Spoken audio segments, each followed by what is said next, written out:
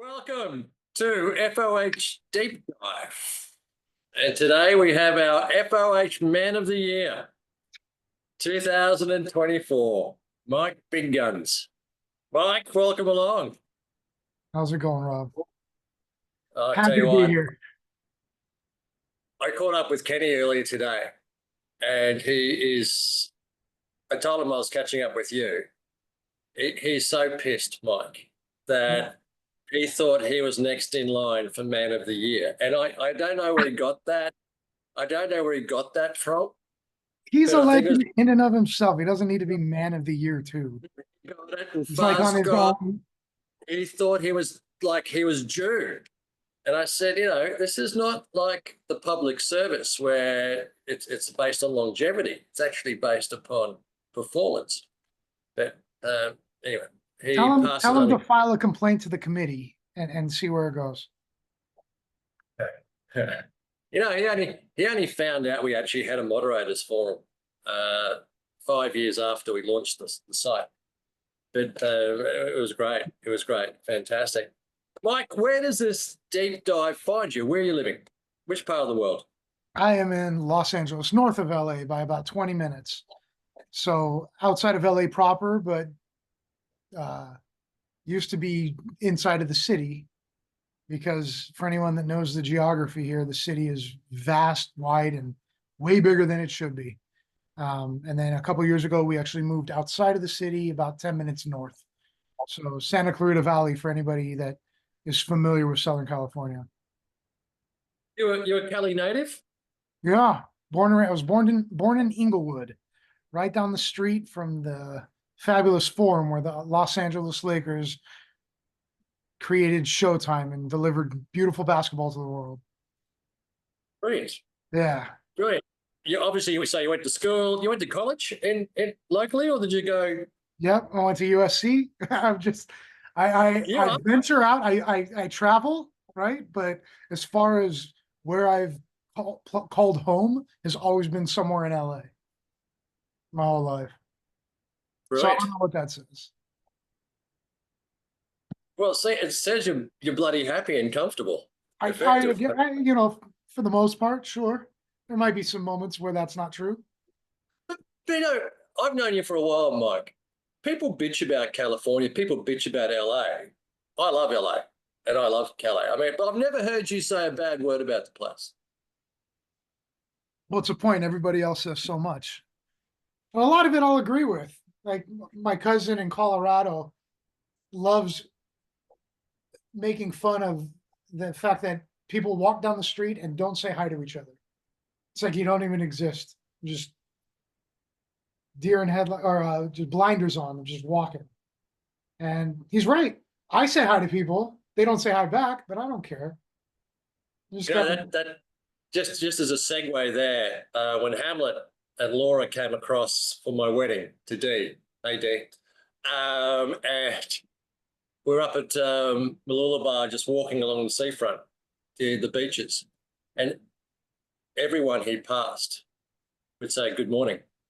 2 meters, they say good morning, and he didn't know what to do. And then the next one, good morning.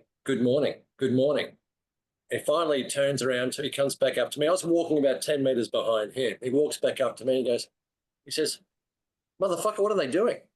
Yeah, what the fuck's wrong with everybody? I said, they're saying hello, good morning. All you say is good morning back. Hi. That's all it is. Or give them a smile and a nod. Just some sort of acknowledgement and move on with your day. I know they're not Cuban, so they don't want something. And they're just trying to say good morning. It's it's phenomenal. How'd you go with the fires, Mike? I know a lot of the members really wanted to know. We were fortunate. Personally, our house, our family, we were fortunate. The winds were very good to us. We were about 2 miles north of the Hughes fire. No, the Hughes fire was north of us. I can't even remember. One of the big 3 fires. It was 2 miles south of us, but the wind was blowing south. So all the ashes, all the embers, everything was kind of blowing away from us and keeping us protected. And then the Hughes fire broke out about a week later, north of us by about 3 miles, and the wind was blowing kind of westward.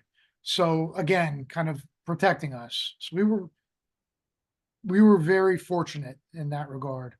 Um, we do know several people that lost everything. They lost their homes, lost their businesses in the Palisades, in Altadena, and it's like it's like a bomb went off. You know, just driving into the city, the sky was completely black and gray. Not quite a mushroom cloud, but just coverage Yeah. from east to west. It was unlike anything I've ever seen. But Have you had some decent rain since then? Have we you had a had? couple days of rain earlier this week, Yeah. but I don't know if it was enough. It was enough to make a mess, right? It just kind of mixed everything up, and there was a little bit of Yeah. runoff. We needed that rain a couple months ago to saturate the ground, but didn't get it. Well, count your blessings. I Yeah, mean, I do. I do. We yeah, find ourselves very thankful, very no, it's a fortunate. tragedy and a half. What are you smoking there tonight? I have a Punch 898, the RE from Yeah, was it 19, 18 or 19? I can't remember what year it was. yeah, was it? Can't recall now. I've got a Upman 54 as my first one. I've got one of Ken's humidors here with me, which is a plastic bag full of Yeah, I was going seconds. to say a 2 gallon bag Yeah, is pretty pretty much much. the Yeah, standard. I can't wait. If we could find a way of marketing those with Ken's face on them, I think we'll make a fortune. I At don't least know 10 about a cents. fortune, but it'll be some people will buy it. A Wait, novelty. can you recall your first cigar? How far back does your cigar smoking go? Quite a ways. So I have a question for you. Does like Swisher Sweets and that shit count, or does it have to be a legitimate hand Oh, you rolled can get cigar? that's your first smoking experience and then your first real cigar. Okay, first smoking experience were like Swisher Sweets or whatever at a high school party when I was probably 15 or 16 years old. And that very quickly evolved into going to a local cigar shop. I can't remember the name of it, but it was the logo was an older guy, kind of a lumberjack looking guy with a big pipe in his mouth. God, the name escapes me, but it was near my high school. And my buddies and I bought Don Tomas cigars. It was a red label with white letters, just Don Tomas. Tomas. It used to come in tubes as well, if I remember correctly. The Don Tomas I don't line, remember yeah. that level of detail. I just remember the name and I remember what the cigar looked like. And we used to smoke those. And that was in high school. So like 16, 17 years old. And then Oh man, that was Dominican, if I remember correctly. well, Don Tomas. I'll There take you your go. word for it. I couldn't Yeah. tell you. And then I remember Española was another one that we had. And the other one that stood out was the Oil de Monterey Rothschild, which was a Robusto that my buddy Pete Oh, and I used to smoke. And that That was came in. like That late came in. teenage years. What's that? Yeah, well, that was. Are we talking 90s? Yeah, Yeah, we're talking mid 90s. mid to late 90s.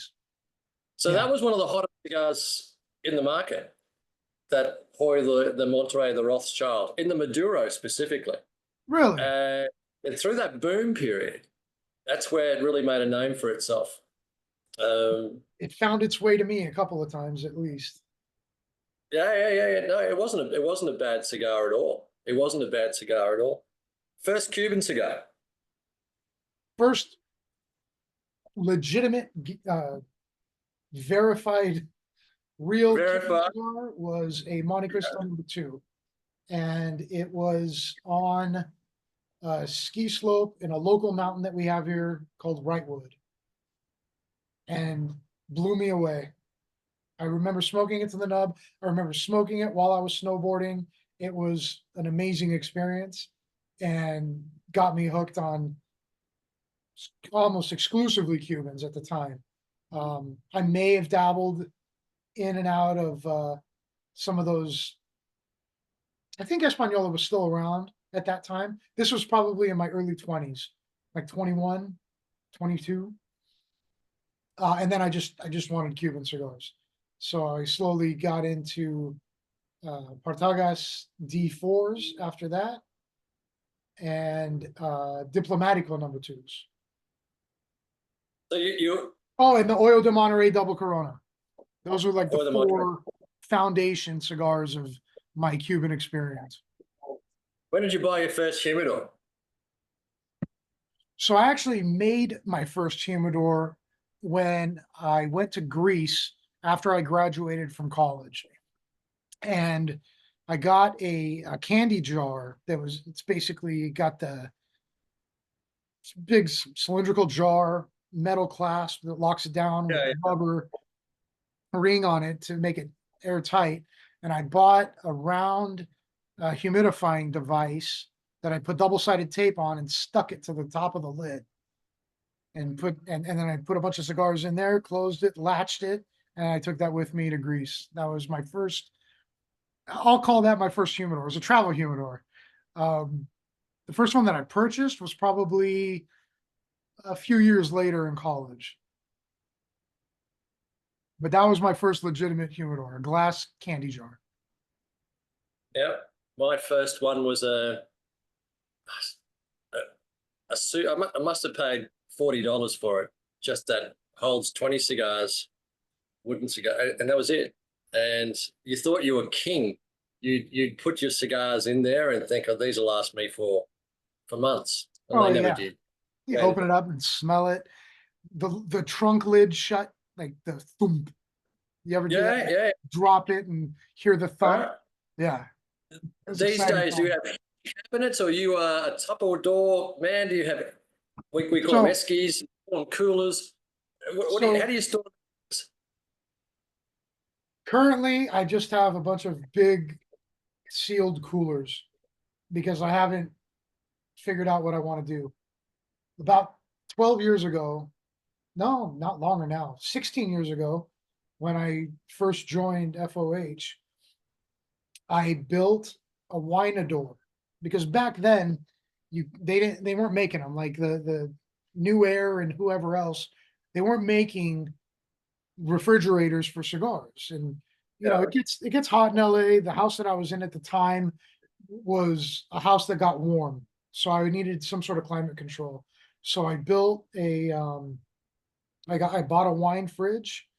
I cut a bunch of Spanish cedar shelves and liners and did the whole thing, put fans in it, sealed it off, and started loading it up. A lot of it from FOH. My prized possession at the time was a PSP box of Partagas P2s that Yeah. were the box date of my son's birth, May 2008. And I had those in there, and I had a bunch of other things in there too.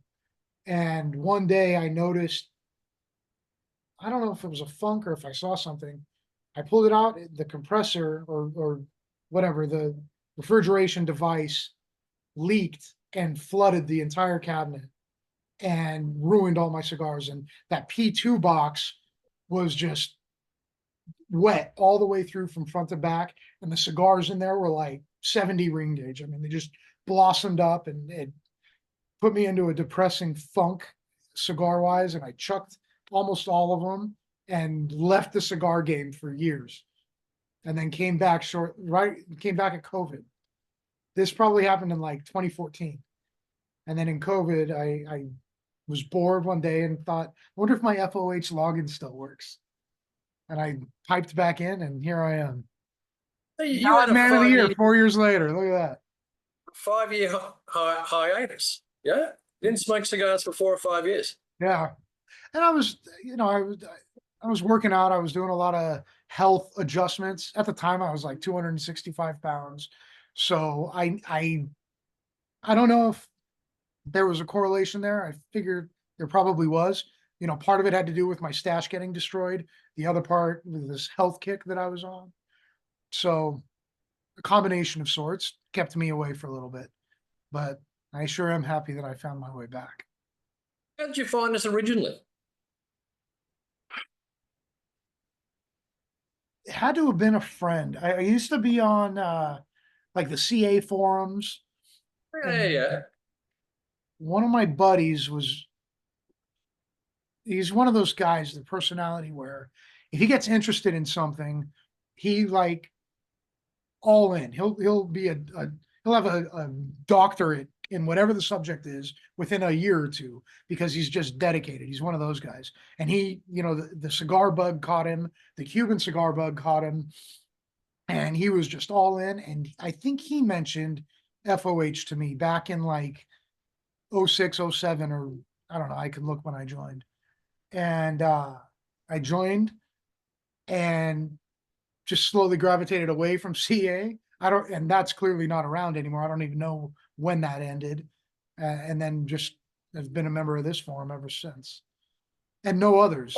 Like, haven't had any interest or time to go. You don't do the Reddits and you don't do the other stuff, no? I browse, I flip through. Like we were talking earlier about the I have thing. I saw that because I flip through Reddit when I'm, you know, Reddit and Twitter when I'm winding down just to get caught up on whatever news, nonsense, funny gifs, whatever. And I did catch the Reddit, but I don't actively participate in anything over there. No, I don't have time. But I love mates who, when they come across a new hobby, like your friend who introduced you to cigars, those mates who just go balls deep for a period of 12 months, 18 months, and legitimately become experts. Experts, in experts. Like field. they'll tell you everything you need to know about it. Yeah, I've got a mate, Adam. Hey, Adam, how are you? I'll see you in a couple of weeks. Based out of Singapore. And he was at my wedding. Ads really didn't get into rums until a couple of years ago. Now I think he's cornered the market on aged rum internationally. Now he talks with some of the oldest houses in the world in Central America, Martinique. They put barrels aside for him.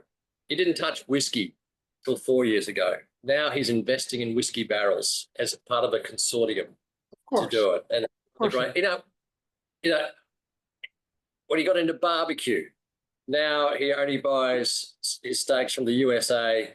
He likes this, he likes that. He is just guys like that. That beautiful balance of OCD and as well as sharing, and they love to share. They love to pass on their information. They love to pass on their cigars, their whiskey. Try this rum. Try that rum. It's mind-boggling to me. It's fascinating. I don't. I mean, I get it. I understand it. I just don't know where that comes from. Like because it's a focus. It's a like blinders, and that's all it consumes them.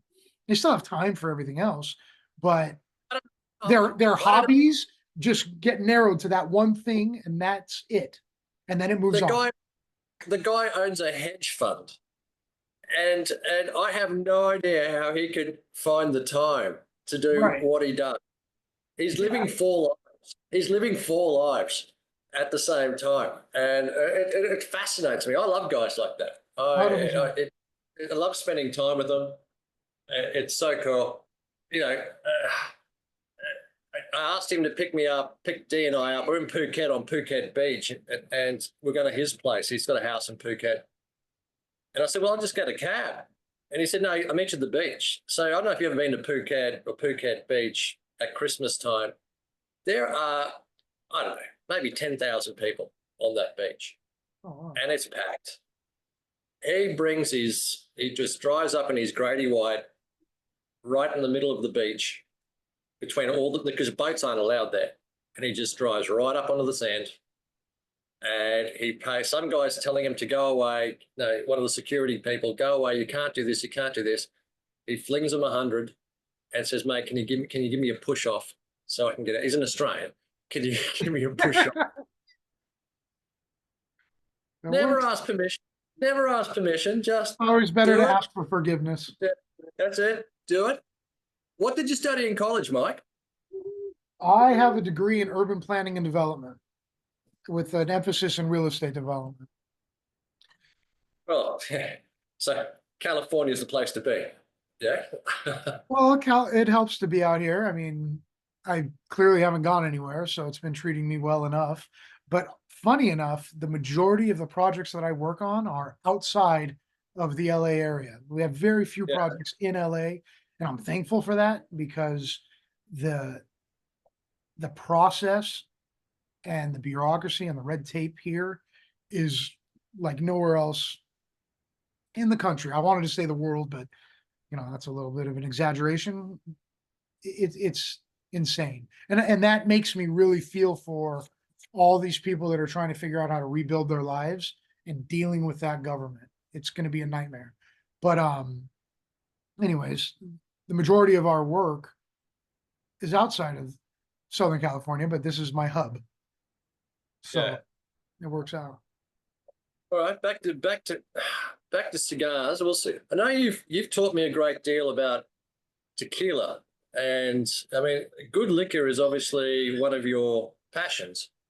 I assume you've taught me about. I didn't know there was high-end ouzo, but you taught me about high-end ouzo, and I was stunned at the small tasting that we've had. But I've heard you talk about tequila on our FOH Zoom calls, etc. That's something you've got your claws into, isn't it? That's something that you love and something you're passionate about. It is. It's not quite the obsession that we were describing with our friends, but it's certainly something that I enjoy, appreciate, and respect. I love a good drink. I've been drinking since probably around the same time I had that first cigar, because I grew up in a different type of a world where we weren't these things in our lives weren't hidden from us. It wasn't taboo. It was like our parents and our aunts and uncles, they were like, you're going to drink with us because you're not going to be an idiot when you go out on your own, having never seen this before. So I've been around alcohol and cigarettes and just shit my whole life. And I think that it's probably suited me better than it would have if I hadn't been because of my personality. Um, and I always used to be a whiskey guy. I still am. Like Jameson is still pumps through my heart. But I discovered tequila. I mean, I threw up more tequila than I drank when I was a teenager. But when I finally came back to it and discovered uh, its beauty was about maybe 5, 6 years ago, um, when it started getting a little bit more popular, and especially when I took a trip down to Guadalajara and toured different tequilerias in Jalisco and in Tequila Town and seeing the process and appreciating just the purity of it.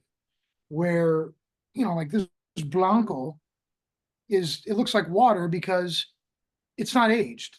0 to 3 months. That's it, or else it's no longer a Blanco.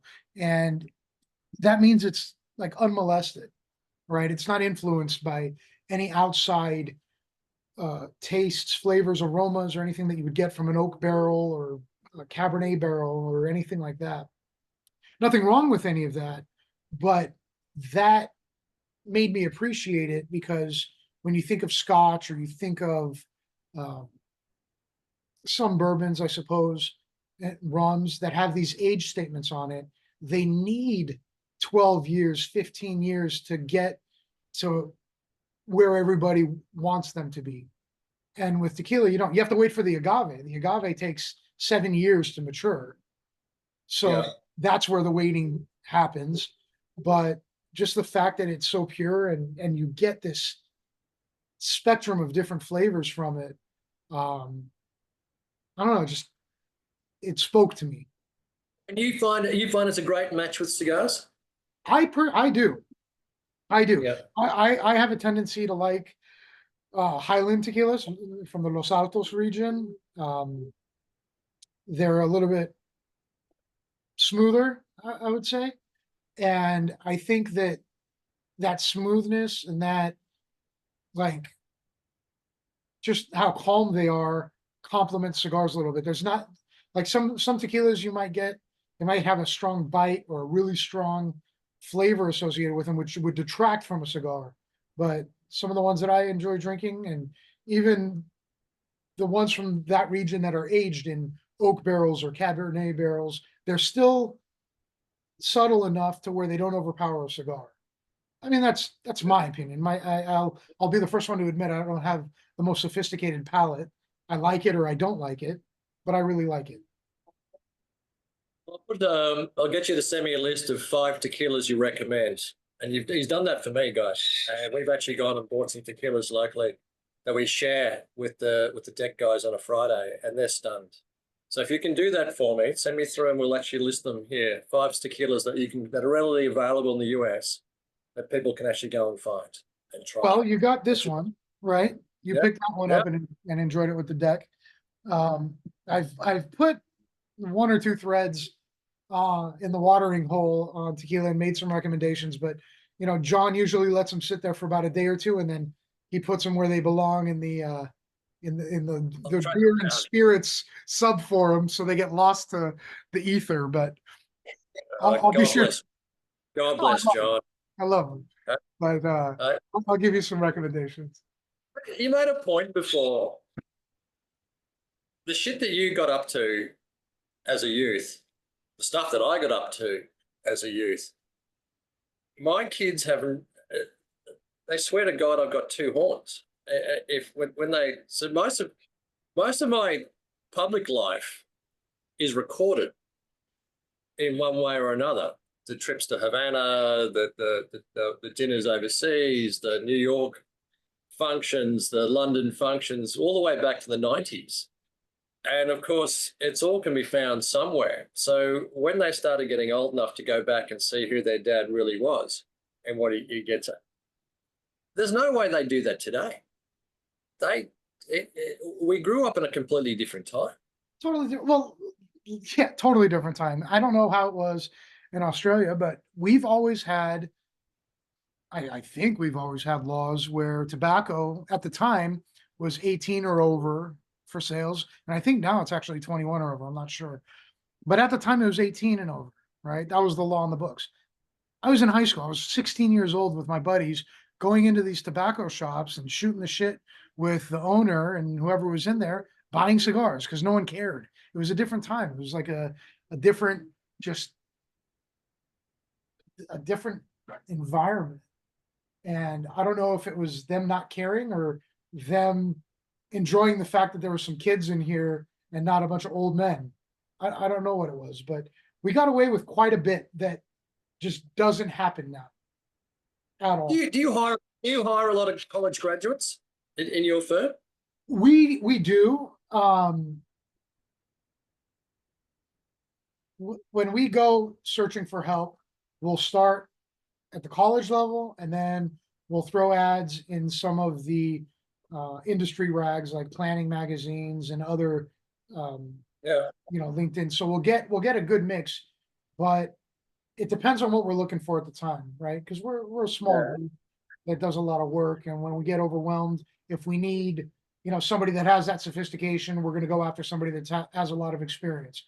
If we need if we need research and zoning code and ordinance breakdown and filing and kind of go for work, we'll go for the recent grads that know how to crack books and read. So it really depends on what we're looking for. We hire quite a few, say under 25s, under the age of 25. And I know they get a bad rap, but I find them to be fantastic. They're very serious though. Yeah. They're serious. They do get a bad rap though, but I think that's more of their social rap than their intellect or their dedication to what they do, right? Because they still want to feel important. Yeah. No, cool. So in terms of Cuban cigars, what do you gravitate towards? I mean, if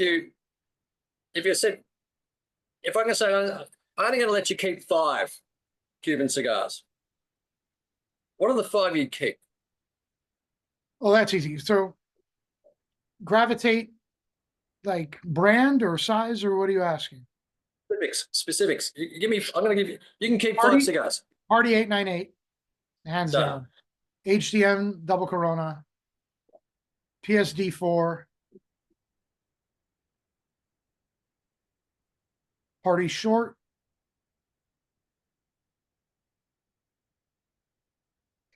And Monty 2. That would be my Nice, five. Only nice because selection. I need to have, different sizes for different things. But those are definitely my top five. I'm a Partagas whore. Out of Yeah. any brand, I have more offerings from Partagas than I do any other brand, for sure. What Cubans don't you like? You just never, Romeo and Juliet. never quite engaged with them. Romeo and Juliet. I don't know. I don't even know why they exist.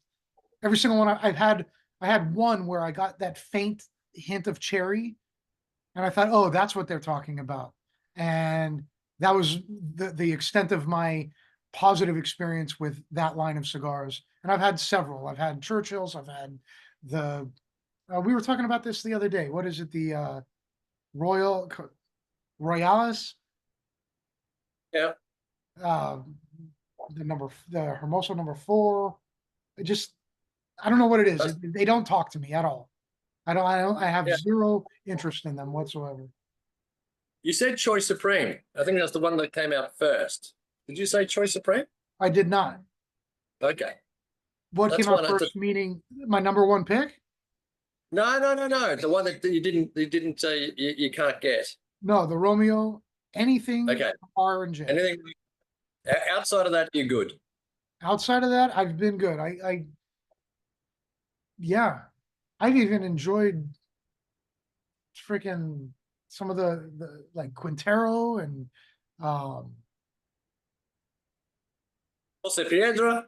Jose Piedra. Thank you. I got some There. Jose Piedra Cazadores that are all just Gnarly. veiny and I feel like I can hit somebody with them and they'll be fine. And I've enjoyed those on a golf course, but yeah, R and J, just something about it. I know you smoke nudes, nudies, and etc. So putting that aside, what non-Cubans do you get into? Do you get into non-Cubans at all? I don't get into them per se. If I go to a lounge and I have to buy something, I'll probably gravitate towards, all the big names because that's really all I know is the, Fuente, Padron, Davidoff. Um, I'd probably have to say that I like the Fuente line a little bit more than the Padron line, but they're both very enjoyable from what I've had. Limited experience, admittedly. Yeah, do you actually own any boxes? We've got a of helicopter. non-Cuban? Hold on a second. No, I can't hear it. I'm outside. So No, we can't hear it. It's good. what was We're that? good. What did you say? Oh, you can't hear me. We can't hear it. It's okay. Perfect. So what did you ask? Do you actually own any boxes of non-Cuban cigars? I do not. I own some singles, uh, primarily because they were given to me. But I think I may have bought a couple. No more than 20. Outside of the Yeah. nudie line, I have no more than 20 non-Cuban cigars. That's it. But Favorite Vitola? What? I don't smoke all the time. I'm not one of those guys that smokes 5 a day. Like I still bust George's balls about this. The lounge lizards are like, oh yeah, when you're having a 7 cigar day, and I'm thinking, do you do anything else? Like, how is that even possible? Um, I'm not one of those guys. I'll have one every couple of days. I may go a couple of weeks between cigars. So I don't need to have this massive stash to satiate my need. So when you're using your Komodo, is it a Komodo that's a Komodo behind you, isn't it? Yeah, it's the Komodo, the big one. I forgot what they call it. It's the Big Joe. That's what they call it, the Big Joe. It's a 24 I inch. love having a cigar when I'm cooking on the grill. Yeah, Oh yeah. I think It's so my routine is I'll grab a half Corona or a short or a some minuto of some sort. The Ramon Iones small specialty, no, small club Corona is one of my go-tos. And that's when I get the coals going, right? Because it takes a while. It's a process. And I explain that to everybody in this house. Give me some time. We need to get the coals where they need to be and get the heat where it needs to be before I make this delicious meal for you. And ultimately what happens is I put some meat on the table that they just say, why don't you do this every night? So it's all worth it. So just to prep, the preparation is a half Corona, and I'm guessing 2 to 3 drinks. Yeah. Yeah, because it's about Yeah. a 45-minute process, 45 Yeah. minutes to an hour. So it'll be a tequila or it'll be a Negroni if if my mood suits me. Um, Jenny's actually been enjoying um, gimlets lately, bringing back an old school drink, and so we've been fine tuning our craft and making gimlets. And that seems to work. But yeah, get the So coals going, get the light you going. what are your loves outside of cigars and good booze besides your family? I mean, you're a massive sports fan. Yeah, you love your sports. I love my sports. Yeah. Where'd you get that from? Is it that I've seen you, obvious? I know. I've seen you cry time and time about the Raiders, and I don't know about crying. You know, but, you are dead set an optimist. At any listen, in stage of our pick 'em pool, I am guaranteed to have at least 14 wrong through the course of the year because I will not ever pick against the Raiders. I think I was the only one that picked the Raiders to beat the Ravens in week 2, only because I won't pick against them. I have no reason not to, except for my delusional dedication to them. So yeah, that's why that logo has been up there since '07, and I'm not going to change it. so Aside from the you Raiders, I'm a huge Dodger. yeah. Uh, I was a huge Laker fan, but I've kind of fallen out away from basketball lately, and maybe it'll grab me back. And I love hockey. Big Kings fan. I'm a big Vegas Knights fan. Um, and it's before anybody, gets wise with, oh, you're a Vegas Knights fan. A lot of my family lives in Vegas, so I used to spend half of my childhood in Vegas, so it's kind of like my second home, so I can get away with it. Now that the Raiders are there, it makes even more sense. But aside from that exception, I'm a home team guy all the way. Um, and then on the other side of that exception, I couldn't give two shits about the Rams or the Chargers, and I wish they weren't in my city. You told me that before. Yeah. Well, I just wanted to say it for the people out there. Do you still ski? Say it again. Still ski? Snowboard? Yeah, yeah. I mean, I haven't for a couple of years now, just because the opportunity hasn't presented itself. It's funny, I have a 16-year-old and a 10-year-old, and those schedules seem to occupy a lot of free time. A lot of that time that would have been dedicated to driving up 5 hours north to go to Mammoth for one day and driving back, that shit doesn't happen anymore. So No. No, people ask me all the time, "No, what was the favorite age of your kids and when they were growing up?" And I tell them 28, 29, because the day that Ben bought dinner is still oh, the highlight of my parenting life. I think it's oh, great. that's got to be a great experience. What was the dinner? What was the meal? I mean, where were we? I think we were at Moda, which is one of my favorite That restaurants. makes And sense. Yeah. I went to pay, and it was done. And he did it. Sir, it's been taken care of. You're off. Yeah, it That's was awesome. cool. I did ask if he tipped them, but Yeah, yeah, you got to make sure, right? it was cool. They're very, very cool.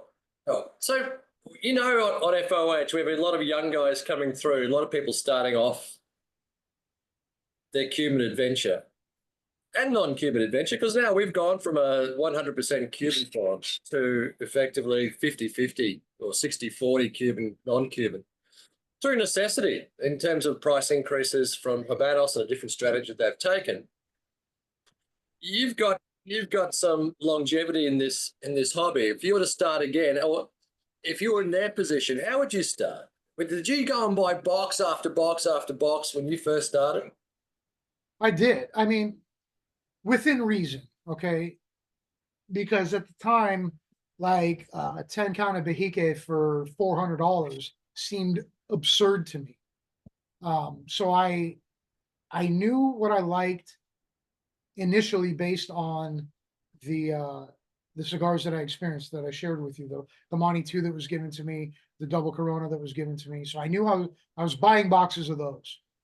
The other ones that I picked up were just listening to people talk, and I feel like I'm a decent judge of character, or judge of not judge of character, but I know when someone's full of shit or when they know what they're talking about. I kind of get that sense, I hope. At least that's what I tell myself. Um, so if a good consensus was talking highly of a certain cigar and certain things they were saying about it appealed to me, like the flavor profiles or the experiences they had, or just something grabbed my attention, I might grab a fiver of it, or when a 6 pack from you, or just kind of a sample just to see what it's like. And then if it did touch me, I'd grab a box, um, because why not? And that would be the recommendation that I would make. It's a little bit more difficult, or it was a little bit more difficult to do that here until about the last 6 months. You started introducing the quarter boxes again and some of the samplers, which I know logistically is a nightmare for your team. So kudos to the FOH team. But that is a huge benefit for someone starting, is being able to just sample, get that quarter box, get that sampler pack, and try them and see what you like. Because that box, back to the R&J conversation, there's people out there that fucking love R&J. I don't know why, but they do. It's for them. And if I listened to them and thought, oh, this guy knows what he's talking about, and I bought a box of Cazadores because I love the Dahlia size and was just thoroughly disappointed, I'd be staring at this box of 24 sticks, wondering what the hell I'm going to do with it. So you want to, I would say tread lightly. On the flip Well, side of that, certainly. No, I was going to if say I flip side. Go. Flip if side. I may, the flip side is, if there is something that you like and you have the opportunity to buy the box, because prices are not going down and they never will. I think HSA is going to disappear before prices come back down. So grab it, because you're going to be kicking yourself that you didn't. A box of D4s. Actually, I'll do a different one. A cabinet of party shorts 3 years ago was like $350. A box of 25 today is $350. So grab it while you can. That's the other little piece of advice. No, we're certainly trying our best to put more quarter packs and samplers out there for that market, because Yeah. we understand. If I was to start again today, there's no way, with mortgages the way they are at the moment, I don't care how much money you're earning. If you've got a young family, or you're going out, it's bloody difficult to go and invest 5, 6, 700 US dollars in a box of Robustos. It's difficult without Yeah. knowing what you're loving. Well, that's the point. You can't do that on a whim.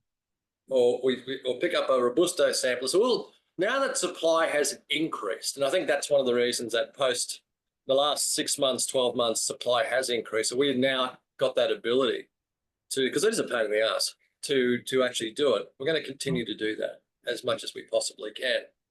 And take your time, people. I think taking your time is really important. You don't have to be an expert in 12 months. Cigar smoking is cigar loving is if you do it properly, it's a lifetime endeavor. You've got a lot of time on your hands.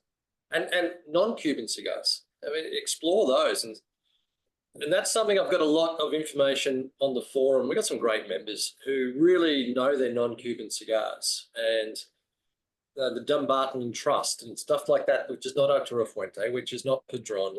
And and those don't cost a lot of money either. So, and we don't sell them, so that's fine. Yeah. But you can certainly Steve Saka is awesome. Yeah. That guy. Yeah.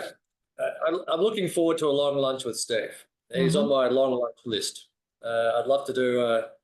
That'd be an absolute cracker of a lunch. He's super I'm sure cool. it will be. Yeah. Yeah.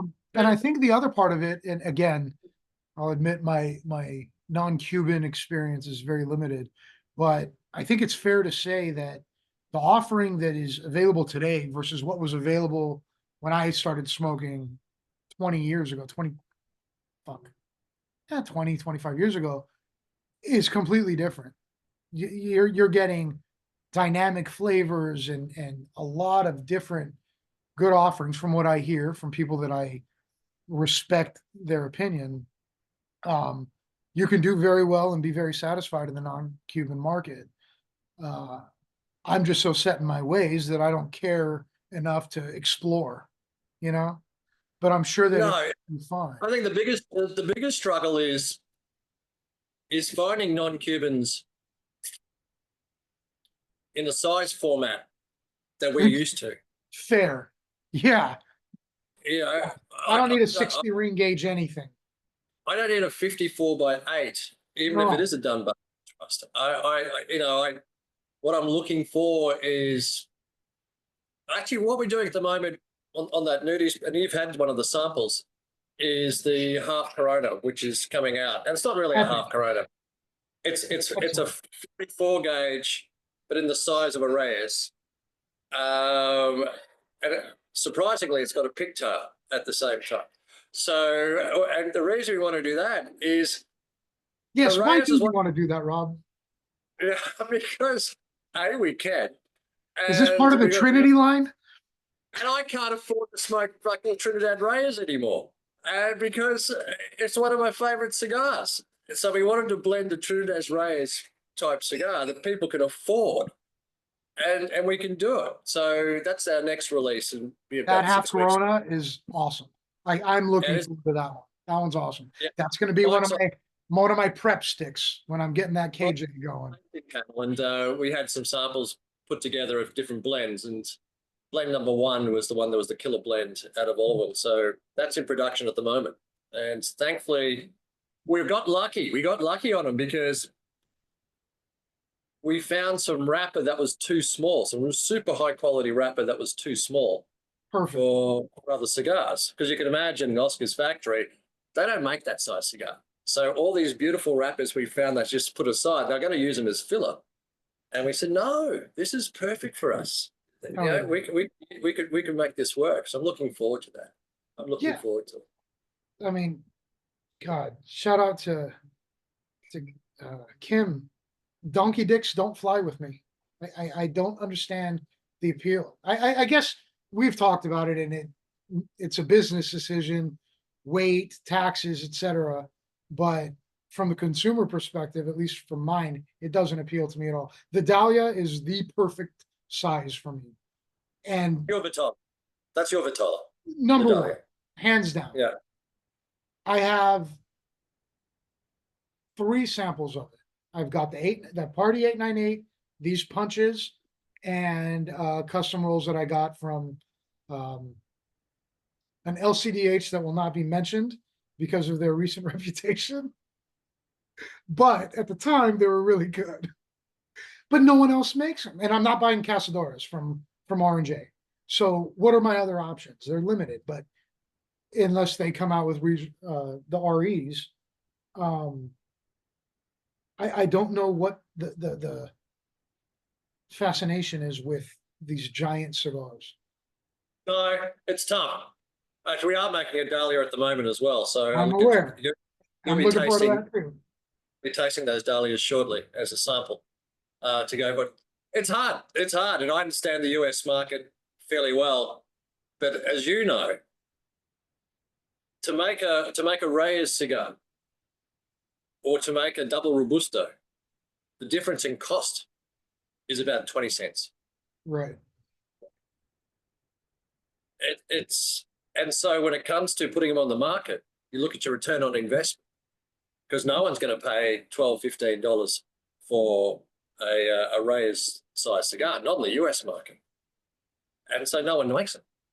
So we sat down and I just did the numbers. I said, we'll do it because we can. and just enjoy the process. God bless And I you. think, Because no, it's good fun. But yeah, and Nadali's that's the difference of being a consumer and someone that's passionate about it and somebody that's cracking the books, right? Someone that it makes sense. It's a great business decision and you have to respect it. It just doesn't appeal. I haven't told Artie, my accountant, but That's a he'll work it out. conversation for another day. You'll be fine. Yeah, mate, you hire a lot of, we got a lot of young professionals on the forum. You hire a lot of people.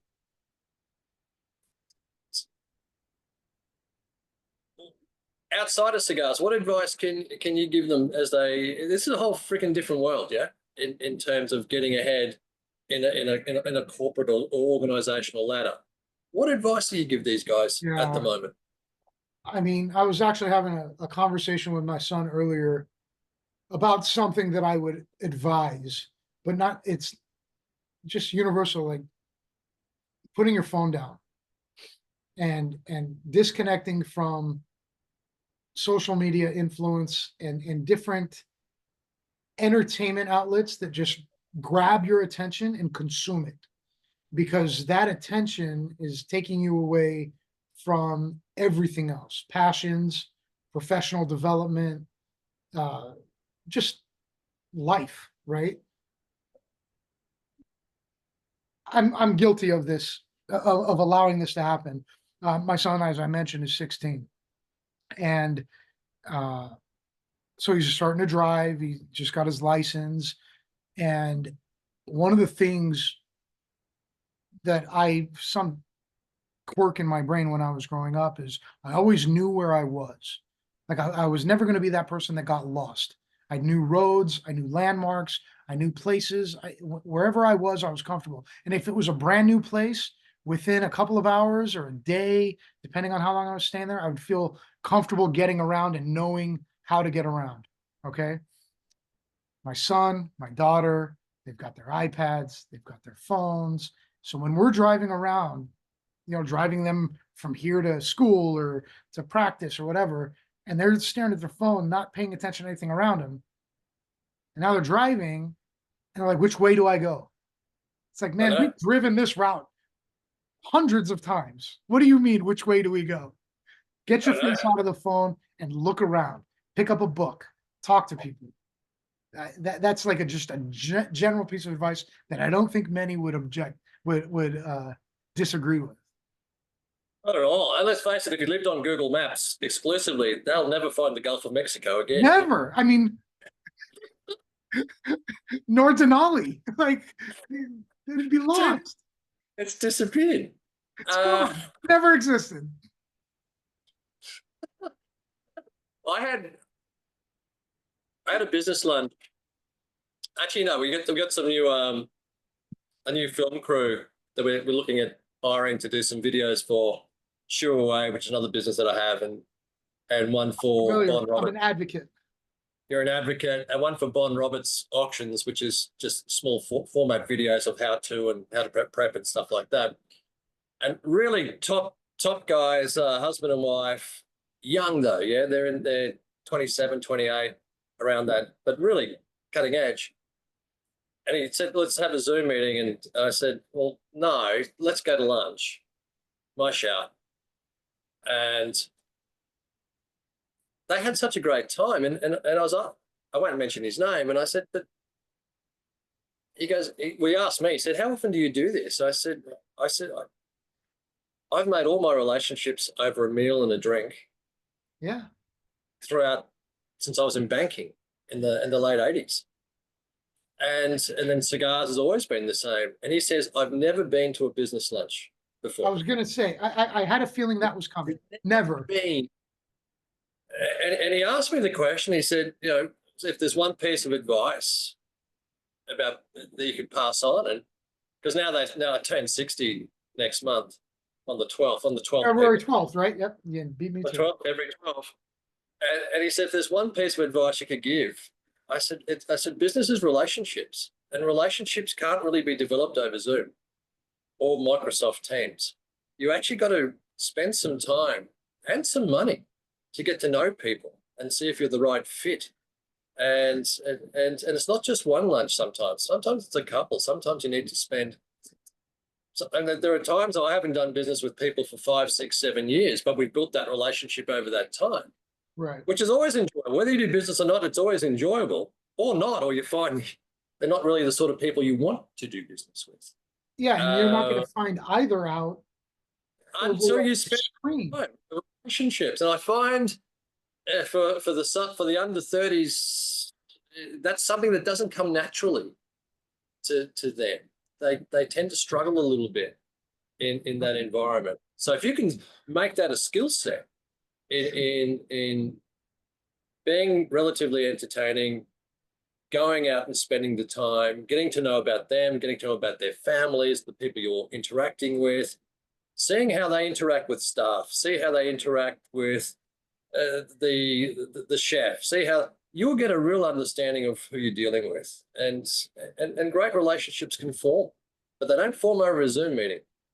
100%. And to expand on that, you're talking about meeting someone and judging their character, judging their abilities, judging their interpersonal actions, and just how they hold themselves. And that translates into business or development or productivity, success. I often find myself urging some of the younger people that work for us to pick up a phone. You know, we need an answer. We need to have an understanding. There's a particular problem that we need to resolve, and they'll just shoot an email off or attempt some sort of virtual contact. I'm like, man, pick up the phone and talk to them and have a conversation. And if it goes the way you want it to go, then send an email and memorialize it. But when you get somebody in real time, whether or not you're on the phone or in person, or even like this for that matter, I'll give you that much. You know, if you've discovered in person that they can hold themselves, you can probably trust that they can have a video call with somebody. But having that direct, instant back and forth with someone goes a long way. You can Yeah. figure out more about the other, you can negotiate, you can have real-time feedback and genuine feedback, right? When I get an email, I can take all the time in the world to respond to it. I can formulate 15 different responses and modify them and figure out which one suits me best and then send that back. But if I'm having a one-on-one conversation in real time, that's when things actually get done. And you might find a better solution than if you spent 15 minutes trying to send an email. And it's like foreign concept. I have never, ever solved an issue where there's conflict or perceived conflict through an email. Fucking never. And you won't. If you do, if you solve it, it's not going to be the resolution that you were looking for. Pick up the phone, have a meet, get out there. Conflict's a beautiful thing. And I mean, all the different levels of conflict, yeah. But I do notice there is a real hesitancy of people to handle conflict. They much rather send an email, and I can never understand it. Never understand it. Well, again, different times, right? Yeah. It's, I think, a combination of just, I don't want to besmirch anyone that's, you know, reluctant, but just not wanting to be challenged or doubted, or, you know, it's like some personal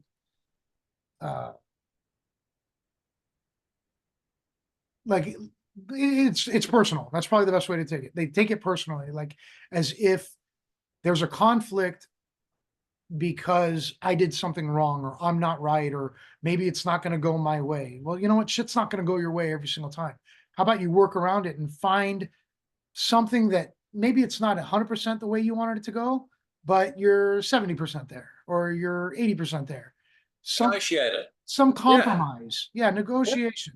And it's that feeling of failure that everybody's so scared of. And I think that's a big problem. And that will continue to be a big problem. So It is. As a master of failure in so many businesses that I've had, it's just part of the game. It is just, if you're going to fail, fail cheaply and fail quickly, and then move on and learn and just move on. Yeah, and pay attention to how you failed. Mike BigGuns, thank you so much for taking the time with us to let us into your life just a little bit. Thank you for what you do on the forum. You're a great member. You help so many people. You're always fun. And you're exactly what FOH is about. So cheers, mate. Thank you for the honor of this Man of the Year crown that you have graciously bestowed upon me. Well deserved. I will carry it with pride. Well deserved.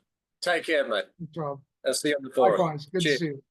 The next deep dive, guys, won't be too far away. Hasta luego. See you.